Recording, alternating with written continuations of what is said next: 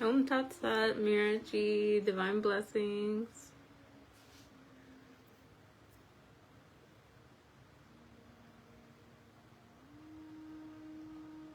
I'm feeling okay.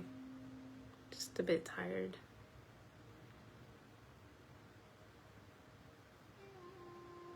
I hope everyone else is doing okay. Just give a moment for other people to have a chance to hop on before I begin.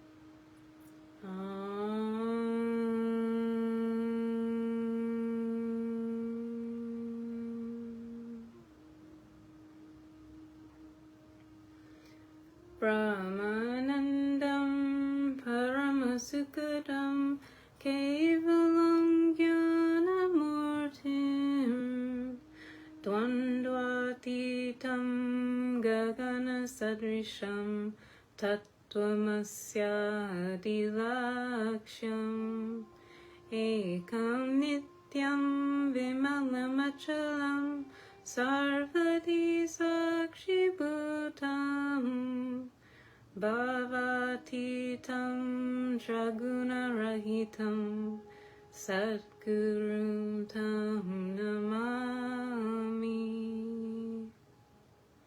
Adorations to the Divine Preceptor, who is the bliss of Brahman, the giver of supreme joy, the embodiment of pure consciousness, beyond the pairs of opposites, vast like the ether, infinite, eternal, beyond all modifications.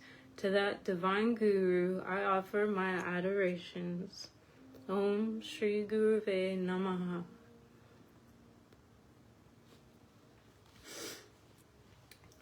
Welcome to Yoga Vasistha. The opening will be a little bit different this evening compared to how I would normally do it, because the topic of tonight is destiny, and so I wanted to open with the Hanuman Chalisa, which is a personal daily favorite of mine, and the reason being is because of the story of the Ramayana and Hanuman's part of that story, and like how it kind of ties in with destiny.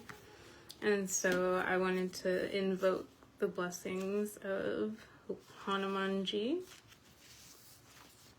and so we're gonna go through that.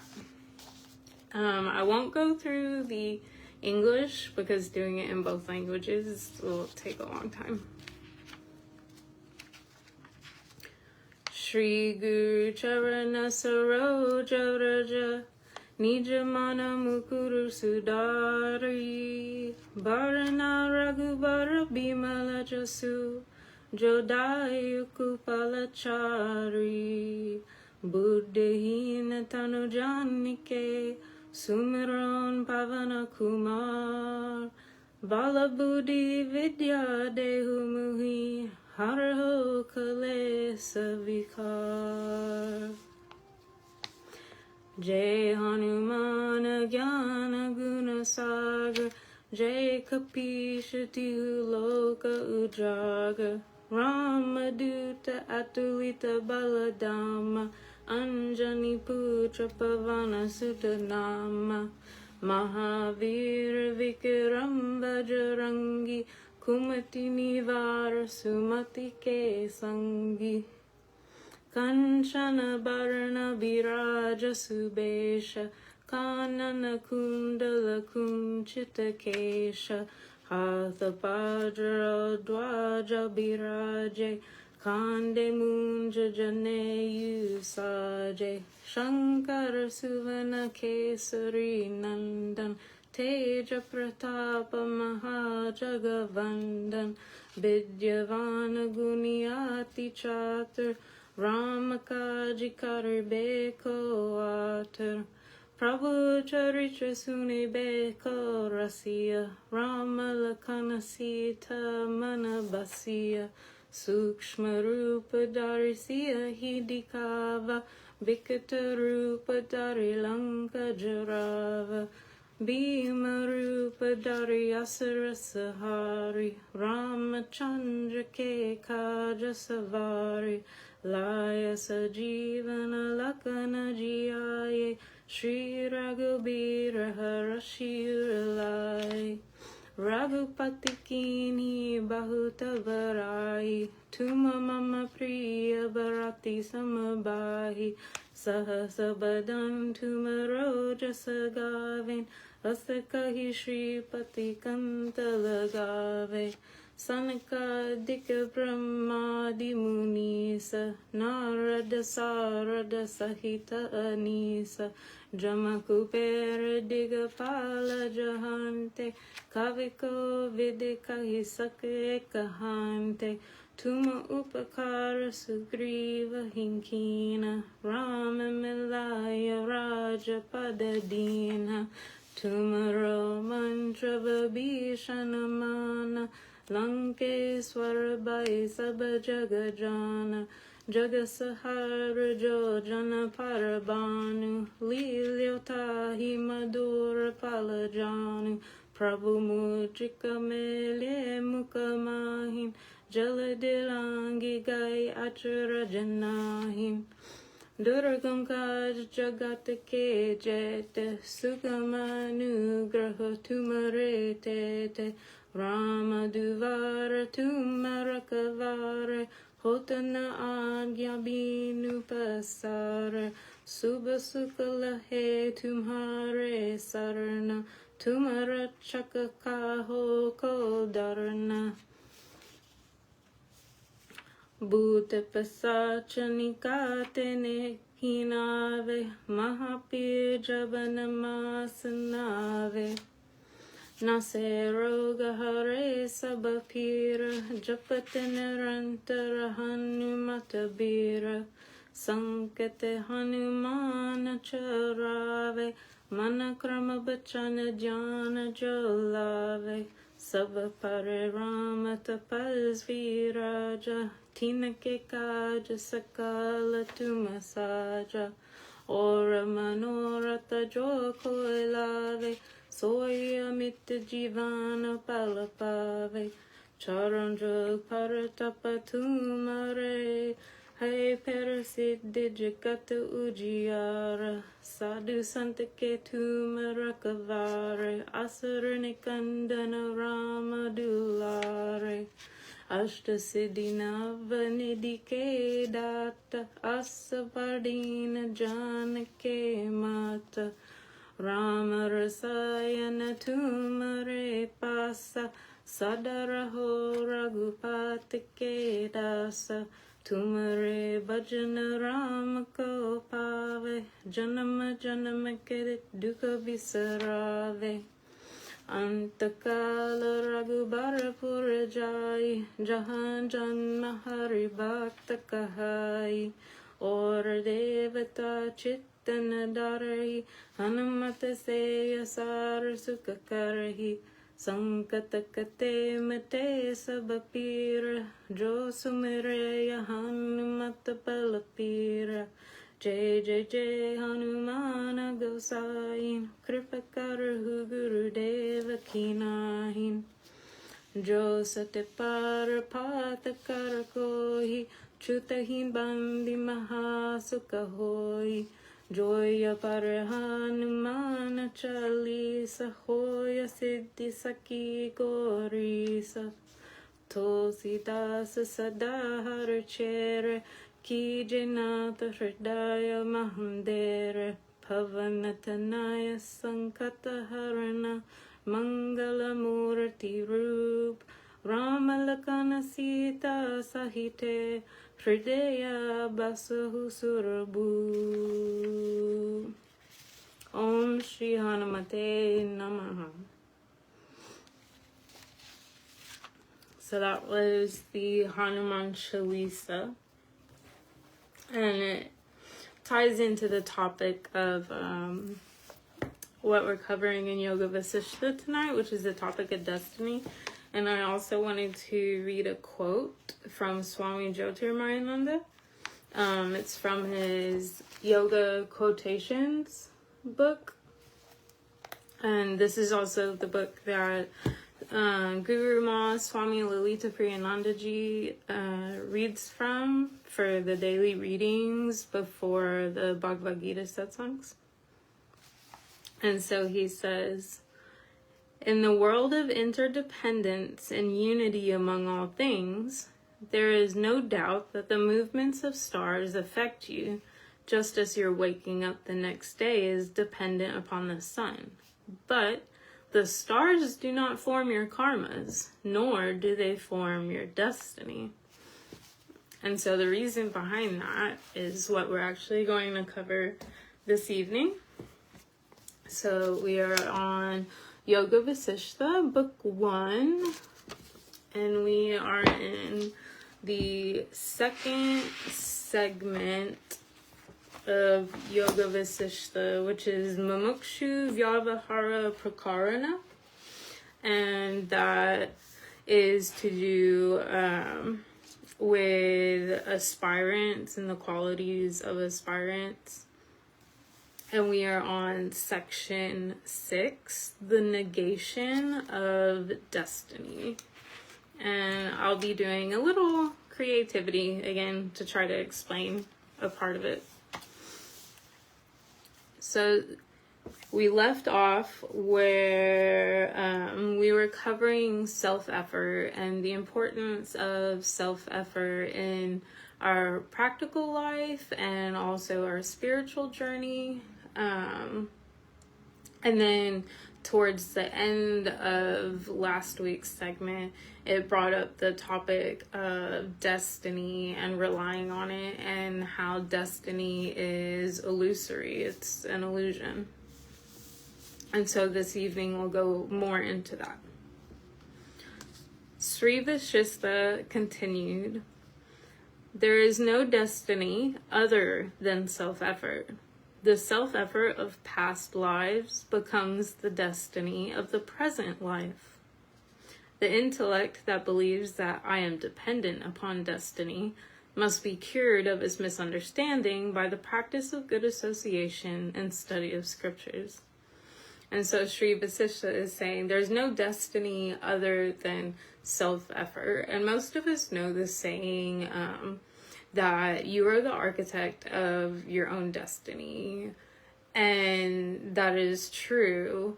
And so if you look at destiny and self-effort, kind of like an equation, So destiny is the product, the result of when you take like a life or a soul and you add in self-effort, and then out of that equals destiny. And so when you put yourself and you add in self-effort, you're the architect of the destiny. You're building, per se, that result.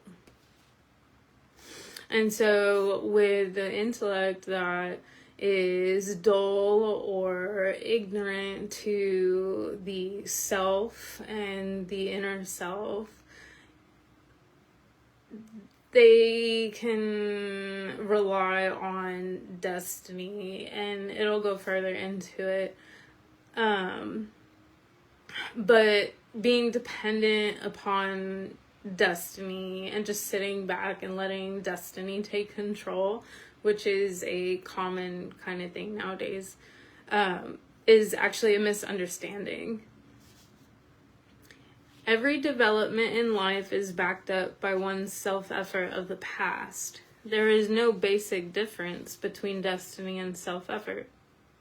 Just as a person cries out in pain, so one cries out saying, "Alas, it is my destiny," merely for sentimental relief. From a rational point of view, each individual himself is the author of every condition that he encounters. And so, just as one person cries out in pain when going through challenges or pain through this embodiment in the material world, there's always going to be someone else that is screaming out like, well, it's my destiny, like, so it is, like, it's just meant to be that way. And we've probably all had moments in our life where we've had a challenging time, or something's happened or come up, or you're struggling through something, and you kind of get this notion in your mind of, well, it is what it is, whatever, like, I give up. That's kind of what it's getting to. But from a rational point of view, and according to the scriptures, each individual himself is the author of every condition that he encounters. And this goes beyond just our current embodiment. This actually goes into all of our previous embodiments. And so you have to look at the larger picture of things and not get stuck in just the current embodiment, and then within that current embodiment, the current challenge or the current struggle. Just as a strong man can beat up a weak one, so a stronger form of self-effort will conquer the operations of a weaker self-effort. The evils of yesterday can be remedied by the good actions of today. There is no need to rely on destiny.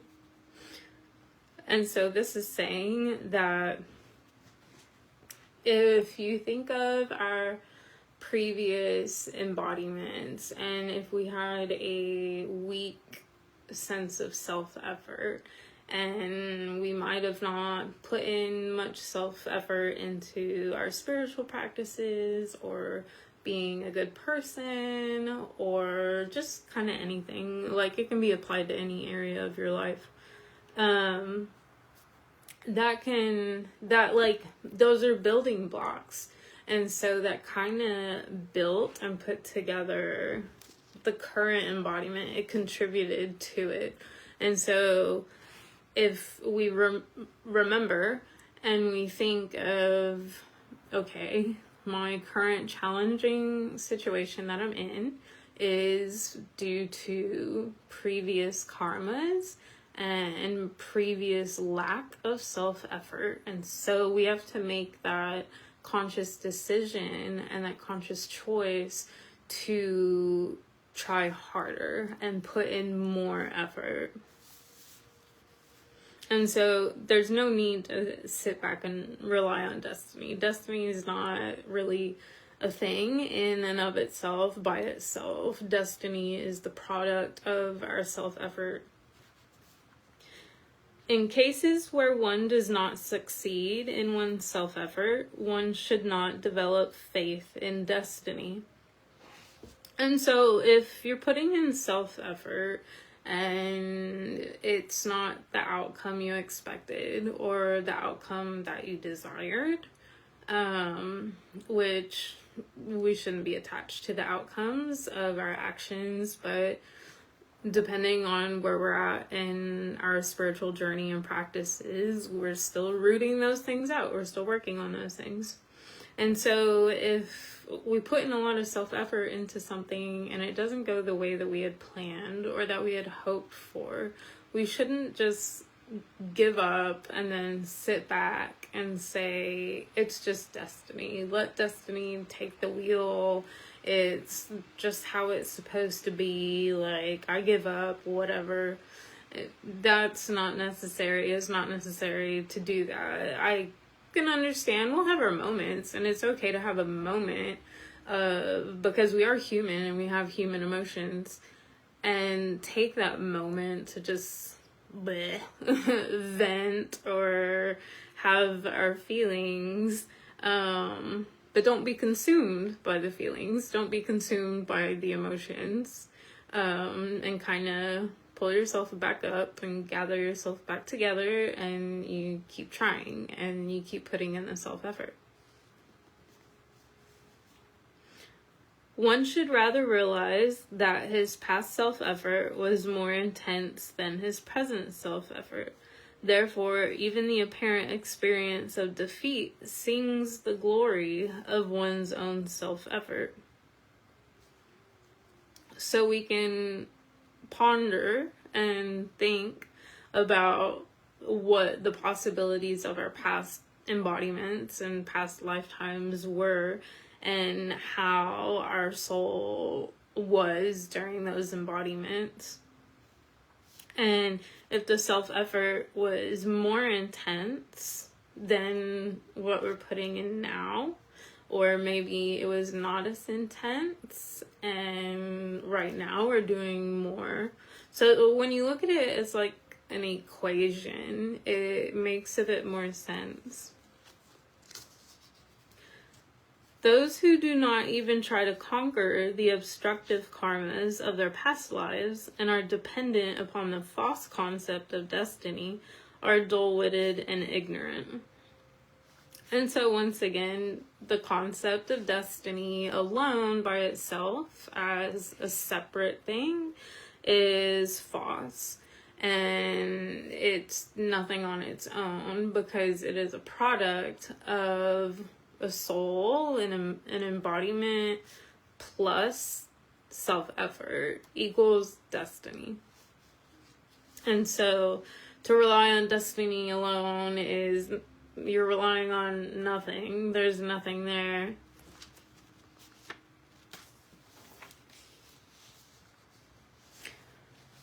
When a person is unable to succeed in a particular endeavor, he consoles himself by asserting the supremacy of destiny. But this form of thinking is based upon ignorance. It must be shunned by the wise. So once again, a lot of people sit back and claim destiny or rely on destiny or use destiny as a reasoning for something happening, and the lack of self-effort that they're putting into whatever the endeavor was. And so, trying to not let the scripture close on me. So, I wanted to, some of y'all might have seen a picture of this earlier. And I was a fan of Harry Potter. And so it's a set of nesting dolls. But I was going to use this as an example. So if you think of like Harry, the current embodiment, within this embodiment and the effort, you then have another embodiment. And all the actions and all the self-effort of this embodiment also contributed to this one. And then this past embodiment also has contributions of Hermione and the actions and the self-effort or the lack of self-effort. And then within that embodiment, you have another embodiment. And then it just keeps going. And mine only goes all the way to one little one. But the concept of it is you have a whole lot of past embodiments.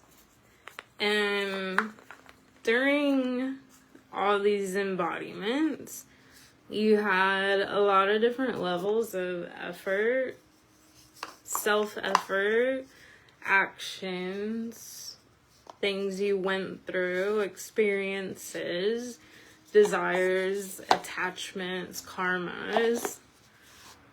And they've all led up to your current embodiment. And so that's just kind of a visual way that I thought of to, sorry, it's my watch, to explain how the different embodiments all contribute to our current one, and whatever we did in the previous embodiments contribute to our current circumstances and where we're at right now.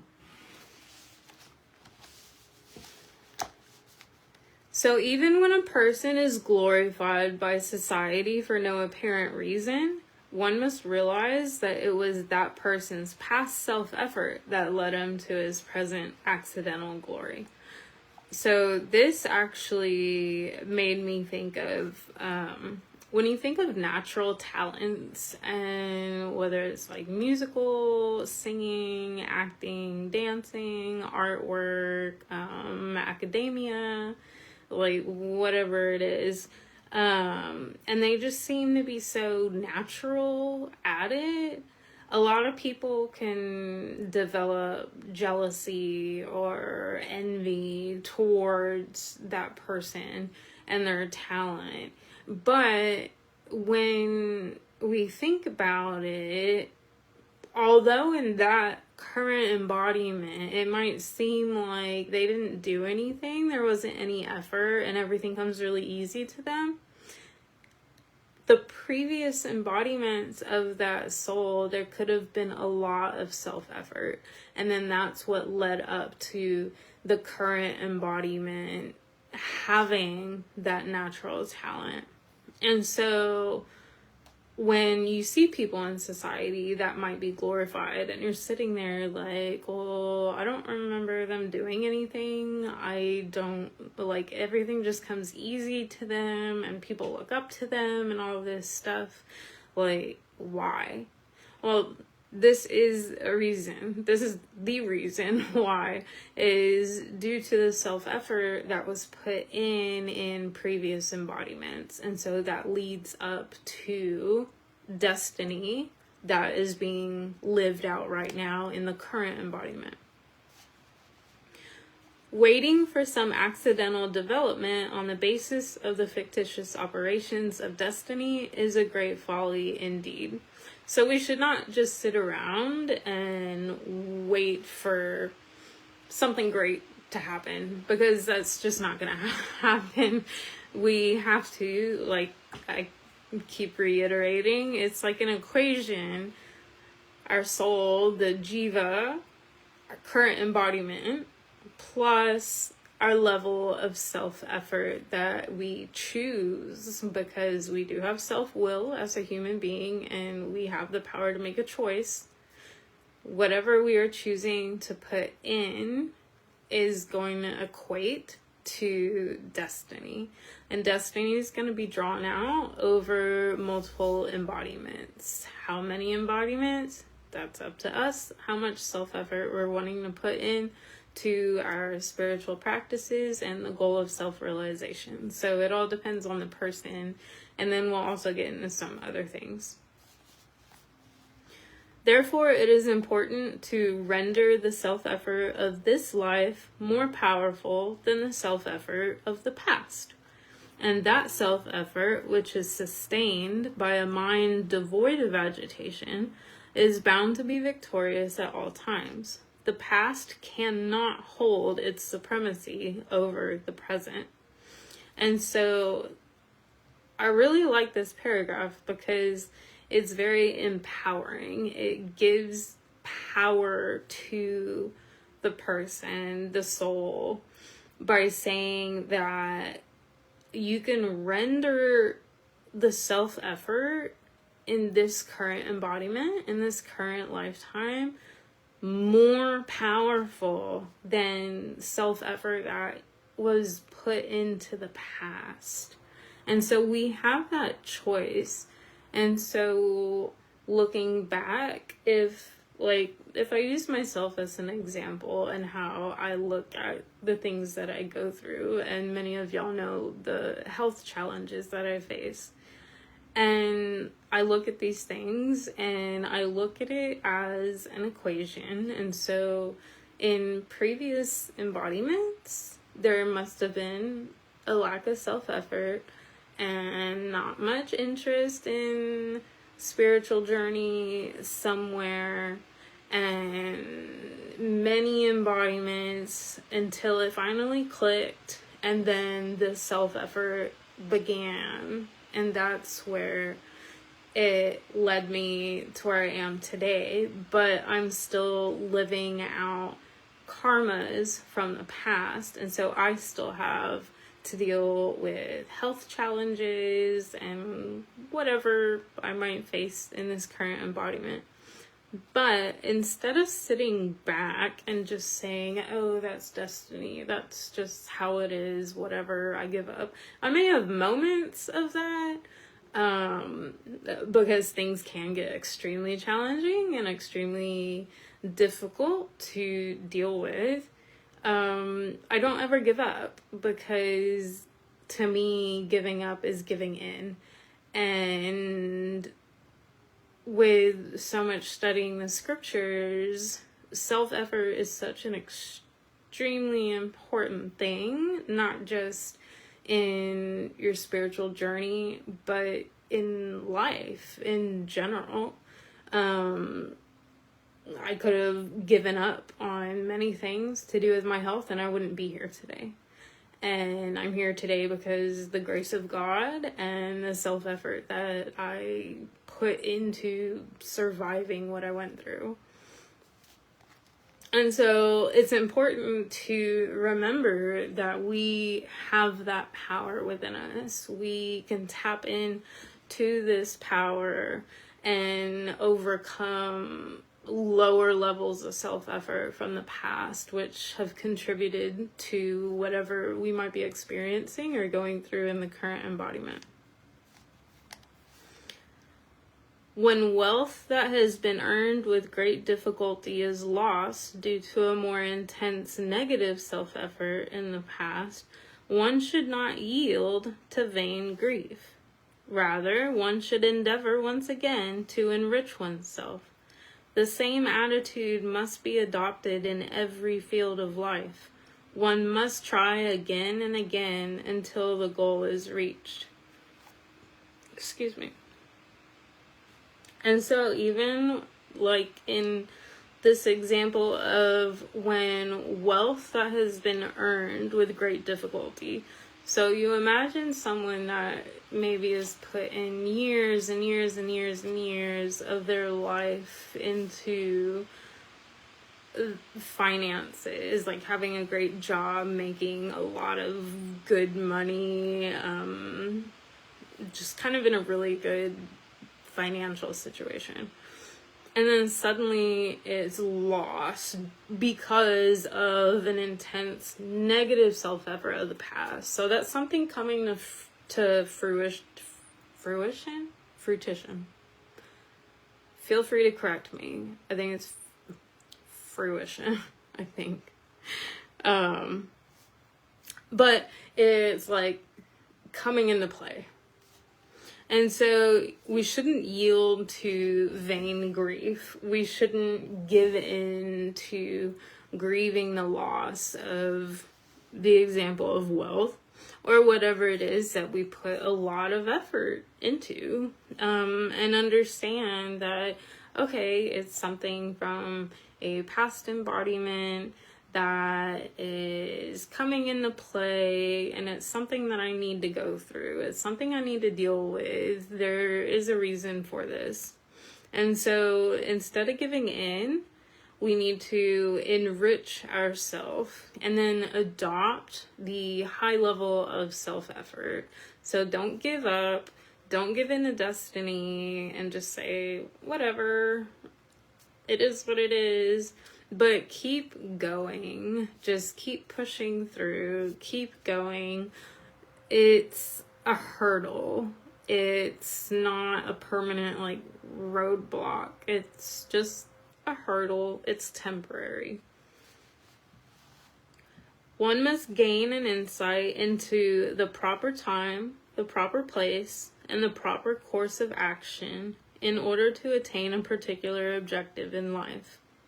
Every development in the world is conditioned by time, space, means, and material resources.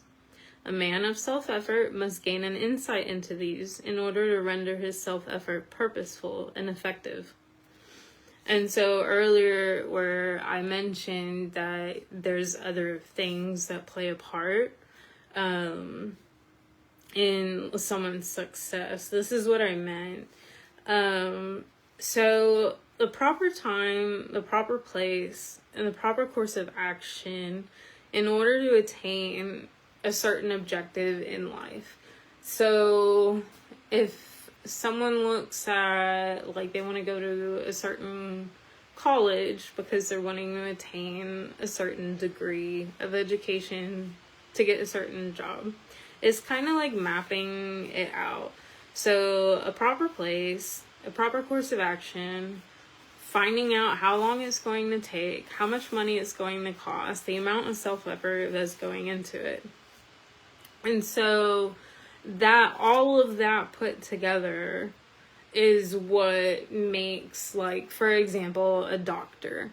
A doctor has put in years and years and years of self-effort, went to a medical school to get a medical degree, got all of this knowledge and put in a lot of money and time and became a doctor. That was the particular objective.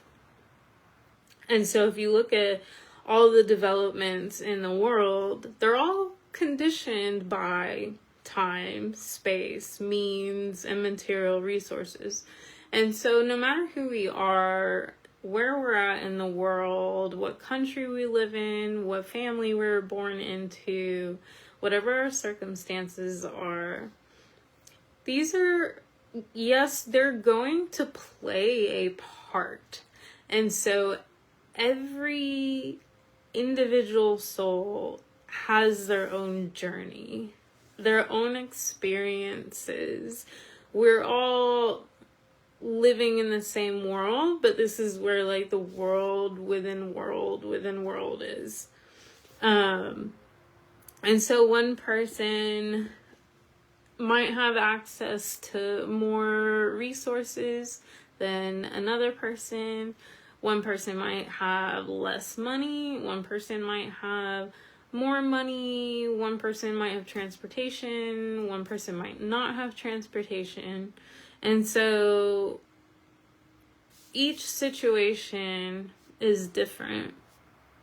And when we look at, like, if you look at companies or even buildings, like you look at buildings that might be in the city or even just like urban development and things like that, houses, all of these things, it's like an equation. There's time that was put into it.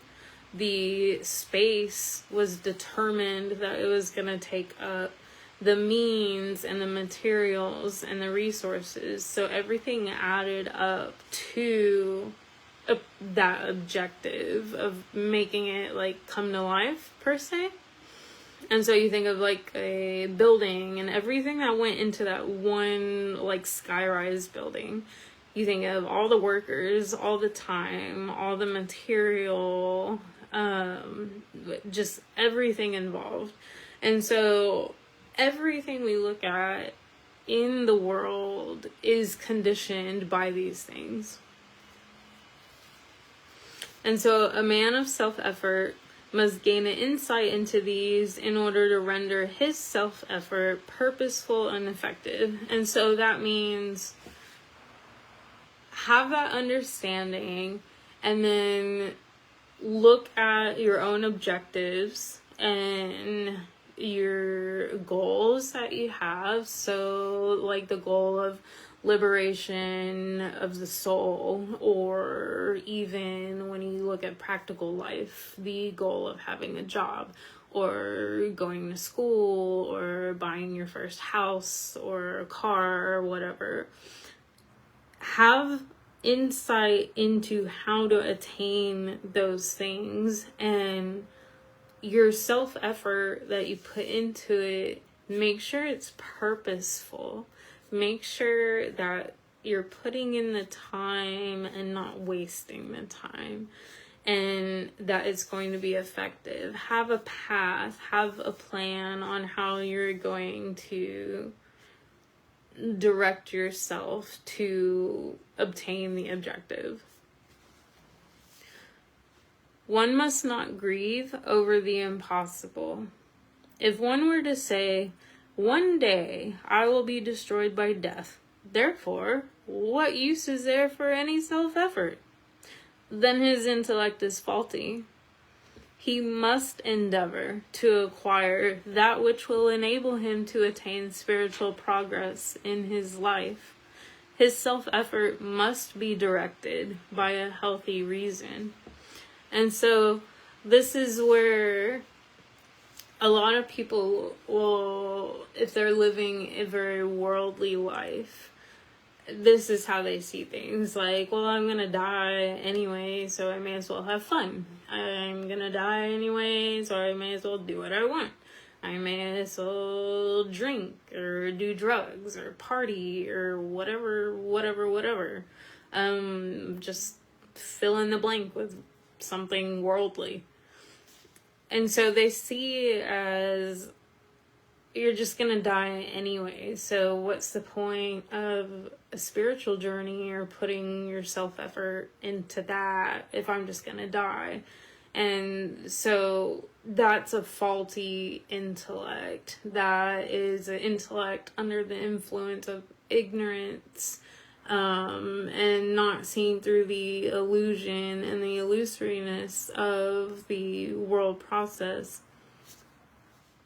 And so we must still put in the self-effort, because in order to attain any spiritual progress, self-effort is required. It is an absolute requirement. If there is no self-effort, then the spiritual progress is just not there. It is not there. It's hard for me to put into words without sounding rude, because I don't want to sound rude. But we all know that there are like fake swamis out there and fake gurus and fake like self-enlightened people, and they didn't put in the effort. And once you learn these red flags, Guruji used to have a video up on his YouTube, and it was about like red flags of what to look for. And so you can kind of gauge yourself if someone is put in the self-effort or not. And so you can use that with yourself and gauging your spiritual progress and the progress that you have made on your own path by how much self-effort you've put in. And so if you're not seeing or experiencing change in your life, in your personality, in your perspectives, in how you handle things, how you treat other people, how you treat yourself, then it's a good time to analyze and look at, okay, well, how much self-effort am I putting into my spiritual practices? Where can I make more time? Where can I dedicate more time? What worldly attachments or what worldly things are taking up too much time? What can I cut back on? And then our self-effort, it must be directed by a healthy reason. And so self-realization, liberation of the soul, uniting with God, these are healthy reasons. Putting self-effort into something just to become famous or to become the richest person on earth or things like that. Like you can see like Elon Musk and Jeff Bezos of Amazon, like that kind of thing, where they're more directed because of worldliness and attachment to name and fame and wealth. And so that is where their self-effort is. That's where their self-effort is. It's driven by ego and selfishness. So our self-effort on the spiritual journey, it has to be directed by a healthy reason. And so that's without selfishness, without ego, without attachment, and not looking for name or fame, not looking for to become rich and wealthy or anything like that. Surrender to God does not consist of believing in destiny. This is a common thing that I've personally heard in regards to my own life and my own choices from other people, and they mistake surrendering to God as giving in or giving up, but they're not seeing the other side, because surrendering to God or leaving it to God is not giving up. Surrendering to God and leaving it to God is what you're giving up is the attachment to the outcome, and you're deciding to be okay with the outcome, but you continue to put in the self-effort. And so because there's no attachment to it, you can focus on the self-effort. So you keep doing what you're supposed to be doing and leave the rest to God, because that's the divine plan. So like with my health, I could just give up and say it's destiny, like whatever, like I'm just going to die anyways. But instead, as a spiritual person, I put in the self-effort. I go to the doctor. I take the medications that are necessary. I get the testing that I need to get. And I do all the practical things, because we must stay practical. But then the outcome of it that is what I surrender over to God. That is what I have let go the attachment of. Would it be nice to heal? Yes. But that's up to God. That's not up to me. But I'm going to keep doing what I'm supposed to be doing. And that is putting in my self-effort. And that is doing practically what I'm supposed to do in regards to my health. And so surrendering to God is not just believing in destiny and giving up. you still put in the self-effort. You're surrendering the outcome. You're giving up the attachment to the fruit or the reward or the outcome. The idea that God is the inspirer of man towards virtue and vice, so what can he do by his own will, is backed up by ignorance. God is the indwelling reality in man. Therefore, when one adopts the path of self-effort by renouncing his dependence on a fictitious destiny, he is able to draw upon the infinite resources of the divine self within him. So when we choose, because we do have the freedom of self-will, we can make the choice of where we put our self-effort or where we don't put our self-effort. But when we adopt the path of self-effort and renounce depending on destiny, and we're like, okay, I'm no longer just going to sit back and let whatever happen. I'm going to get up, I'm going to do what I'm supposed to do my duty, stay practical, do whatever it is that you need to be doing. That's when you're able to draw upon that infinite power within. And once you learn to draw upon that, like, you pretty much are unstoppable. And that is where you become the architect of your destiny, is because now it's like, oh, okay, like, I can keep going, I can keep putting in self-effort, like, I might get knocked down, but I'm going to get back up again, and you're going to keep going.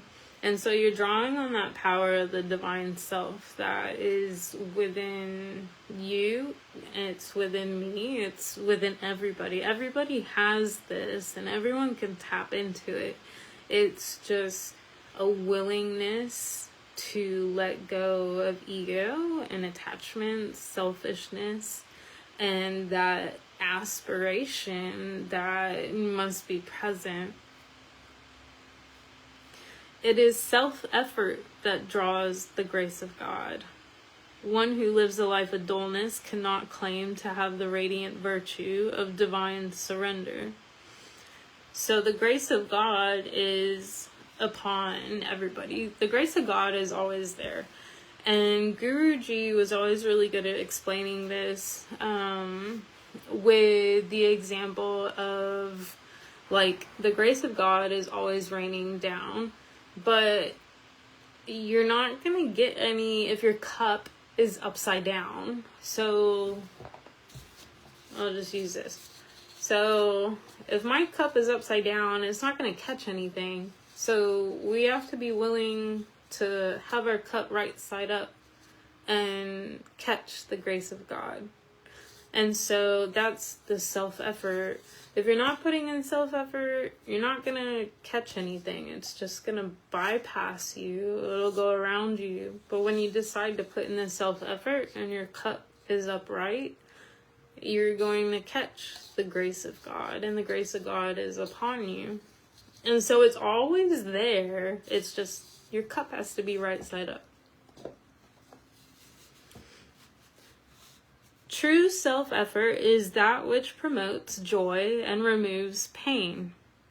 The path leading to self-realization enables one to attain infinite bliss and absolute cessation of pain.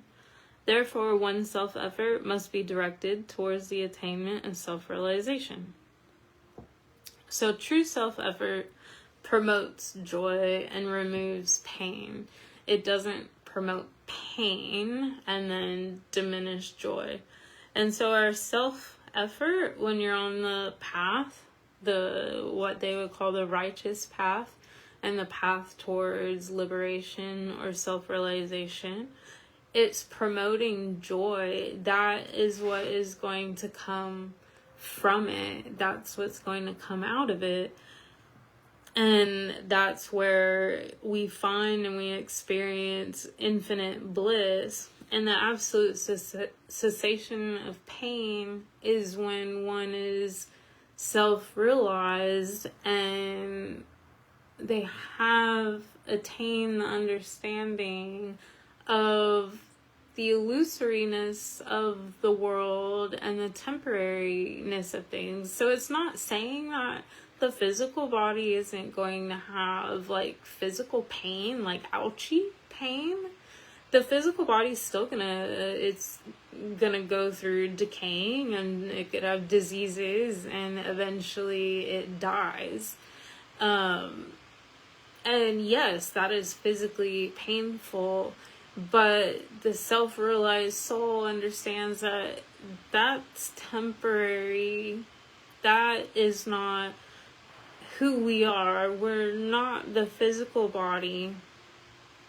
And so the pain is that it's speaking about, the scripture speaking about, is like the pain of attachment that we have to the body, or the pain of grief, or the pain of sorrow, and all those things are painful. But then with self-realization, and when the soul is liberated, like with liberated saints and sages and Jivan Muktas, there is no more pain due to they no longer have the attachments and the desires for the worldly objects or worldly gains, because all of their self-effort, all of their focus is on self-realization. It is on God. It is on uniting with God. And so therefore, our self-effort must be directed towards that, because going in that direction, that is where the infinite bliss is. That is where the infinite joy is. That is where the true source of happiness is, compared to living in ignorance and thinking happiness is found in worldly objects or other people. All one's actions must be directed towards the attainment of self-realization. In this movement, one should not allow his mind to be colored by the currents of attachment and hatred. A balanced mind with one-pointed vision towards the goal of self-realization is characteristic of true self-effort. So when we're putting in true self-effort and making spiritual progress, the mind can become balanced, and we develop a one-pointed vision. And so the one-pointed vision is where our actions are aligned with self-realization. Our actions are aligned with uniting with God, and they're in accordance with the scriptures. And so that's the direction that our actions are going, compared to someone living a more worldly life. Their actions are going to be more geared towards worldly attainments or worldly objectives. And I'm not including practical things in that, because in today's world, in today's society, we have to have a job. So yes, we do have to work towards a worldly goal of having a job to pay our bills, to buy food, to sustain ourselves as human beings. And so I'm not including the practicalities of things. I'm talking more along the lines of selfish or ego-based gains, like name, fame, fortune, things like that. Things that are not necessary just to sustain our life. And so with the goal of self-realization, a balanced mind, a one-pointed vision, and a mind that is not blinded by the currents of attachment and hatred. Those are characteristics of putting in self-effort, or someone who is putting in the self-effort. The defects of yesterday are remedied by the efforts of today. Sometimes the evils of yesterday are transformed into a process of goodness by one's self-effort of today. And so even if say yesterday it was a hard day. If we had a challenging day, something might have happened and it didn't go the way we planned. It can still be remedied by the effort we put in today. And so if we think of like our spiritual journey and our self-effort, yesterday I might have not put in as much self-effort as I could have. So today I choose I'm going to put in more self-effort. I'm going to make that conscious choice. And so you can remedy the defects. And so sometimes the evils of yesterday are transformed into a process of goodness by one's self-effort of today. So kind of like if you kind of think of a worldly way of putting it, say yesterday you were in a bad mood, a really bad mood, but today you choose to be in a really good mood, and so you do things that promote that good feeling and putting yourself in a good mood. So it's kind of like that. When a person develops aspiration for self-realization and therefore takes recourse to association with wise sages, study of scriptures, and performance of good deeds in order to better meditate upon the divine self, he is performing true self-effort. So with true self-effort, there's no selfishness involved and there's no ego. So the actions and the effort that's put forth is not based on those things. They're not based on like, oh, well, what am I going to get out of this? That just doesn't exist. So the aspiration for self-realization, there's no selfishness there. There's nothing to do with ego other than effacing the ego, diminishing ego. That's it. And so in order to, like when someone develops aspiration, they begin to take interest in spiritualness. They take an interest in spirituality or religion, whatever terms you want to use. And so that's when the self-effort begins. The self-effort of I'm going to go on YouTube and look up videos of scriptures so I can understand, or I'm going to purchase scriptures so I can learn more, or I'm going to listen to more devotional music, or I'm going to take time specifically out of the day for meditation, things like that. And so you develop aspiration, and from the aspiration you make the choices, and those choices is your self-effort, and the self-effort is then true self-effort because it's in accordance with the scriptures and it's towards the attainment of self-realization, liberating the soul, nirvana, whatever term you want to use for that. The essence of self-effort lies in releasing the self from the illusions of egoistic vision. So once again, the ego is not present. And so within your self-effort, you're effacing your ego. There's nothing ego-based about Sanatana Dharma, these scriptures and what they guide us to do. Nothing is based on ego. And relieving it from the burden of karma is founded on ignorance. And so it's relieving the soul from the burden of karmas. So our past karmas and the ones we're currently living out that were prior based on ignorance. And so they were actions, they were choices that we made that were based on ignorance. Destiny cannot obstruct the movement of a heroic aspirant who is determined to discover his own essential nature by proper self-effort.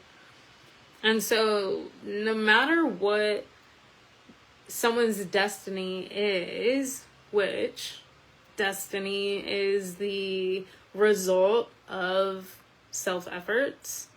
So no matter what the destiny is in this current embodiment, it cannot obstruct the movement of a heroic aspirant, because a heroic aspirant understands that, okay, destiny, I see you, checkmate. I'm going to put in even more self-effort, and I'm going to overcome this. I'm going to overcome whatever the situation is. Having this understood, one must endeavor to cure oneself of the disease of the world process. The world abounds with numerous activities. It is natural to encounter success and failure at different occasions in one's life. And so we will always, throughout our whole embodiment, our current embodiment, and all our previous embodiments, and possibly all our future embodiments, we're going to encounter success and failure. They are part of life. It is two sides of the same coin. It is what it is, and that is it. It's hard for me to kind of label things as like bad, like good and bad, because it's duality and nothing's necessarily good and bad. It just is what it is. But we're going to go through challenging times, and we're going to go through times which are easier than others. And this is normal. It's part of being a human being. But one must not allow his mind to be tossed by attachment and hatred. He must continue to perform self-effort for crossing the ocean of the world process. So even if we come across challenges in our life, or we put in a lot of self-effort, and whatever it was we were working towards, it didn't turn out how we expected or how we planned, we shouldn't give up. We shouldn't be attached to the outcomes. We shouldn't let our mind have hatred towards whatever it is that happened. Like if you get into, like if someone hits your car with their car, don't develop hatred towards the other person. It is just something that has happened, and it's an obstacle. And so self-effort is going to be required to overcome this obstacle. And it's a practical thing that's happened. And so you would contact authorities if needed. You would call your insurance. You would make sure that you're physically okay, the other party is physically okay, and you handle it as a practical matter. So don't allow the mind to suddenly be tossed around with hatred and anger and things like that, because in the Bhagavad Gita it explains that when the mind is overcome with these types of emotions and anger, hatred, jealousy, envy, frustration, attachment, from these things, the mind is not clear, the intellect isn't clear, and so our judgment is kind of blurred, and we can make the wrong decisions in those moments, and we could do things that, or say things that we might regret. If such effort is in accordance with the scriptures, it is indeed the true form of Purushartha self-effort. That effort must be sustained in all conditions. And so the true self-effort in accordance with the scriptures, that is what we need to hold up throughout our life, and when things get challenging, but also when things are going easy. Just because things are going easy doesn't mean we slack off. And so our self-effort, we need to keep up with it. And even when things are hard, and I know many of us are going through challenging things right now, and so during this time, I do recommend put in the self-effort that you can. Stay practical, because we must stay practical as human beings. But do what you can. If you only have 10 minutes for meditation, where normally you might have like 30 minutes or an hour or something, those few minutes is better than nothing. If you can fit in your japa practice while doing the dishes, then that's better than not doing it at all. And so keep putting in the effort, even if you have to get creative with it.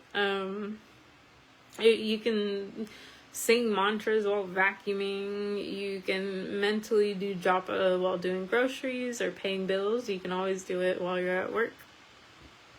There's many different ways. And so sustained in all conditions.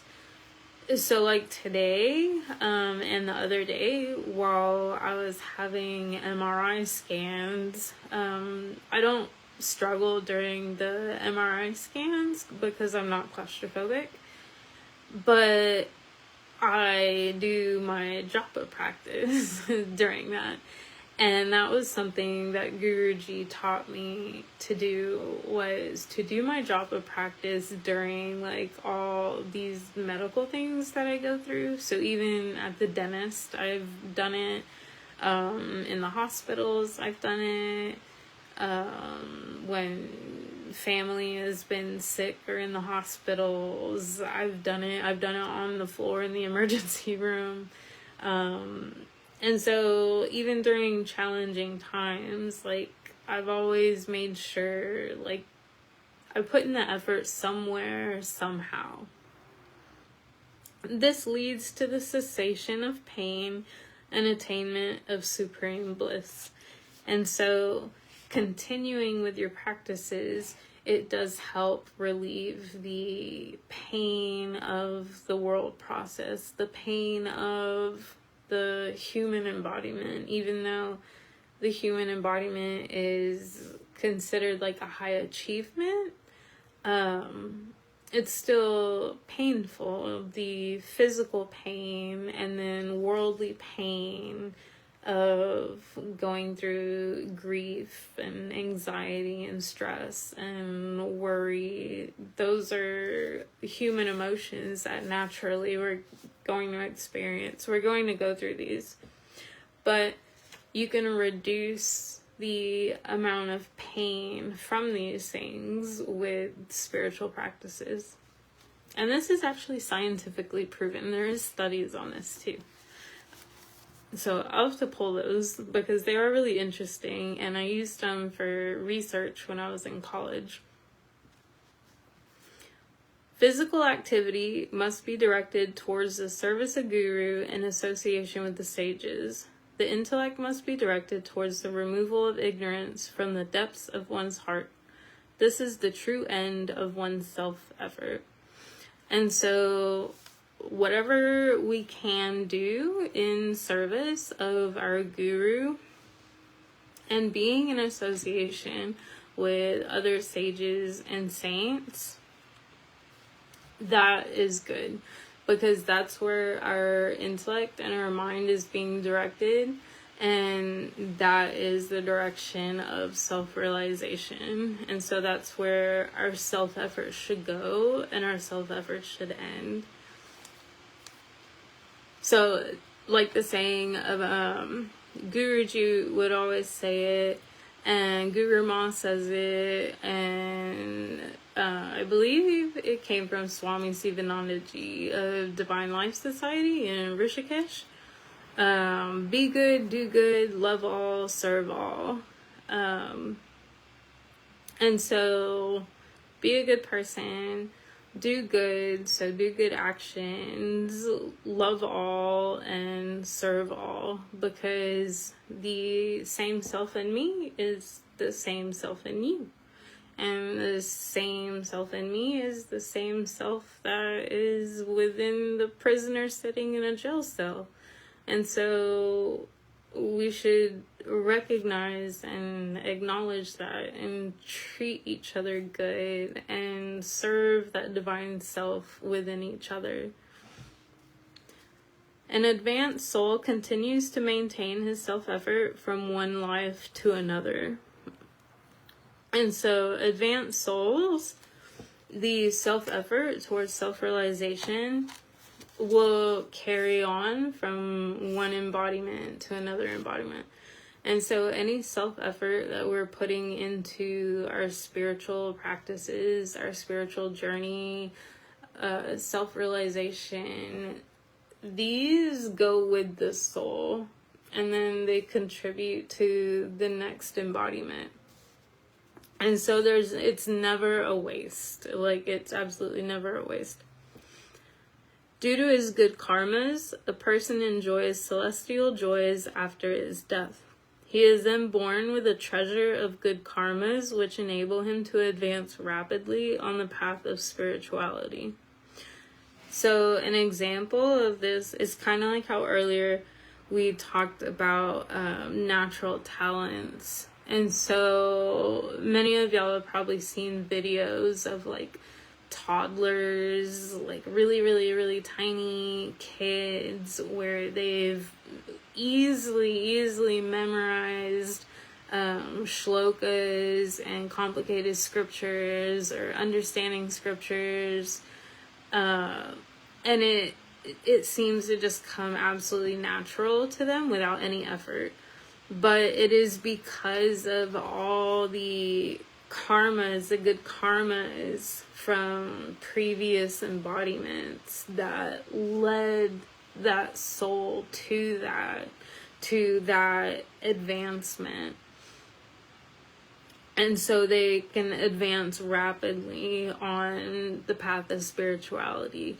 And that's why self-effort and the amount that we can put in practically is important. And it's different for everybody. So don't feel bad for having less time than somebody else, or less understanding than somebody else. There's no reason to feel bad, because everyone's on a different level. Everyone's on their own personal journey. If you call this his destiny, we are not opposed to this. So this is really important. We oppose the mistaken notion of destiny, which is sustained by the ignorant, in order to turn away from the self-effort. So the destiny in Sanatana Dharma that is supported is the destiny that comes from good self-effort. The destiny that is not supported is the misunderstanding of destiny that worldly people have, where they think and they feel that destiny is something in and of itself, and you can just sit back and let destiny do its thing, where that's wrong. That is ignorant thinking. And so the scriptures support destiny as in the outcome of your self-effort. When a person develops intense aspiration for purifying his chitta, heart, and endeavors to practice listening, reflection, and meditation under the guidance of his guru, he is performing the best form of self-effort. He is bound to conquer destiny by developing the excellent qualities of serenity, self-control, and spiritual aspiration. And so Guruji, he would mention this sometimes, where the best, because a lot of people will ask their guru, like, what can I do for you? How can I serve you? Guruji would respond to these questions of just be a good person, just be a good aspirant, do what you can do. Do your sadhana, do your spiritual practices, and that is like the best thing that you can do for your guru, is implementing what your guru is teaching, implementing what the scriptures are teaching, meditating and pondering and reflecting on these things, and then also having a level of self-control and learning self-control, developing self-control, and developing divine qualities while effacing demoniac qualities of like anger, lust, greed, stress, things like that. So those things get less and less and less, and then the divine qualities become like more and more and more. So it kind of goes like that.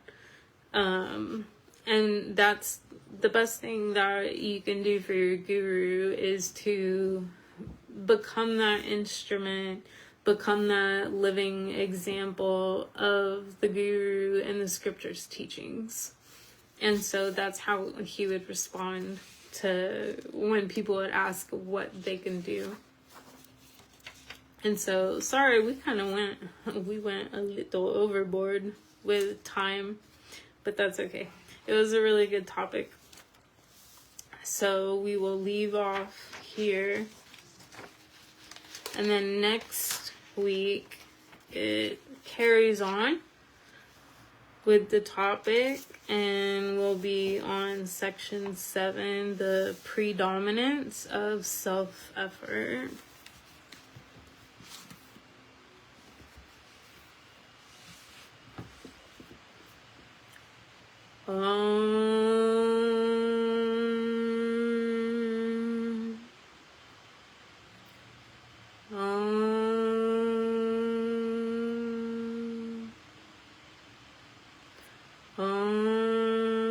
Shanti, Shanti, Shanti.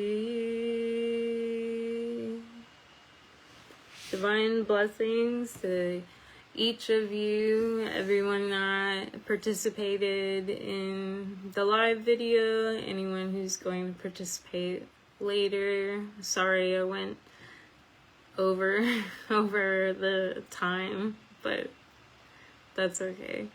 I'll also save this video and upload it to the YouTube playlist, so anyone can refer back to it whenever they would like to. And I'm still trying to figure out, because of how Facebook will be deleting videos automatically after 30 days, I'm still trying to figure out how to link YouTube and Facebook to where I'll go live on YouTube, but it pops up on Facebook. And so I'm still in the process of figuring that out. But for now, this works.